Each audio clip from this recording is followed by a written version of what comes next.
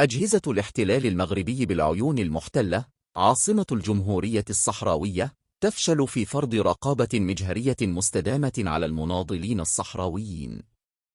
تعبيراً عن هذا الفشل والوهن، لجأت هذه الأجهزة إلى تجنيد مستوطنين وعملاء لمساعدتها في مراقبة ورصد تحركات المناضلين الصحراويين بالأرض المحتلة. رغم أن هذه الأجهزة وظفت مؤخراً مئات من ما يسمى الشيوخ وعريفات بين قوسين مخبرين تابعين للاستعلامات بشكل رسمي. نذكر هنا ما يحدث منذ فترة لإدارة الموقع الإعلامي الصحراوي المقاوم 12 أكتوبر في شخص مديره ميركات عبد الكريم، بحيث جندت هذه الأجهزة مستوطنين مغاربة من أبرزهم أحد الخارجات عن القانون ذات سوابق عدلية تدعى فتيحة رضوان ملقبة بنعيمة، رفقة مستوطنون آخرون مكلفون بالمراقبة وإرسال كل تحرك وكل ما هو صوتي ومرئي، إذ أصبح هؤلاء يمارسون مهام بشكل مباشر وعلني على إدارة موقع 12 أكتوبر ومديره بدون تحفظ منهم التصنت والتقاط الصور والفيديوهات، بالإضافة إلى الاستفزاز الممنهج. كما تشاهدون، هذه هي المستوطنة المذكورة سابقا تقوم بالتصوير بشكل علني ومباشر، توثق وترصد، فهي تقوم بهذا العمل صباحا ومساء.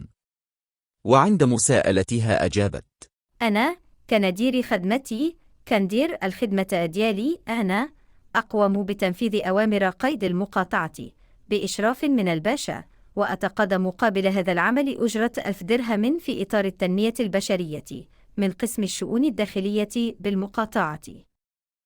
المستوطنة ذاتها تتعاطى نوع من الاستفزاز المأجور المدفوع الثمن بعلام مغربي، وكأنها تقول بأنه علم لا يصلح إلا لتغطية الخارجات عن القانون بين قوسين ممتهنات الدعم.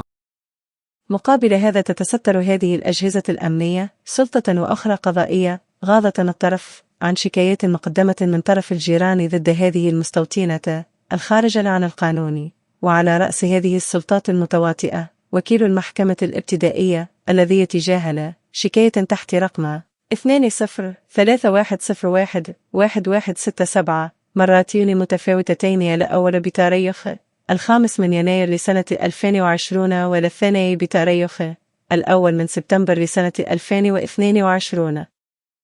رئيس الدائرة الثالثة للشرطة الزبدي عبد الكريم، الذي عمد بدوره إلى إدخال الشكاية مرتين للحفظ. أما قيد المقاطعة الثامنة أمين لم يكتفي بتجاهل كل الشكايات الكتابية والشفوية، بل حرص على أن لا يتم النظر فيها من جهات أخرى، ينضاف إلى هؤلاء المكتب الصحي التابع للبلدية الذي حظي حذوهم. يكشف هذا كله المستوى المنحط لهذه السلطات والأجهزة الأمنية المبنية أصلا على الفساد والجهل، والتي تعتمد في عملها على الوشاية والعنف القمعي ذات الطابع العدائي والانتقامي ضد كل ما هو صحراوي، وخاصة المناضلين المقاومين منهم.